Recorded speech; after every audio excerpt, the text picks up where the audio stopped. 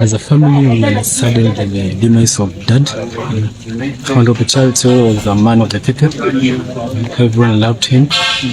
All I can say is that we urge the investigative agencies to fasten the investigations so that Kenyans at large and the people of Kasipul get to know what transpired.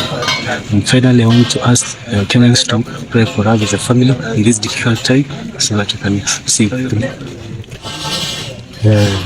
Charles was a nice person. He was a family man, but most of it all, he dedicated his life to the people of Kasipul.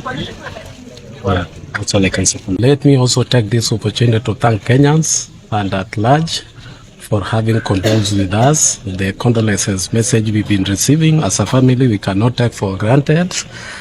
And also thank Parliament for the support they have given us since yesterday up to today.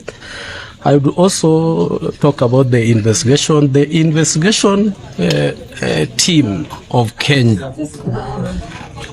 I would wish to see a very conclusive investigation, because it is so sad losing an honorable member of parliament in town when our members of parliament are also not safe and they are being given bodyguards.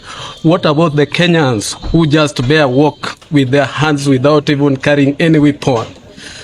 And more so, we are waiting to see the result of the same. Let also urge Kenyans to pray for us through this difficult moment.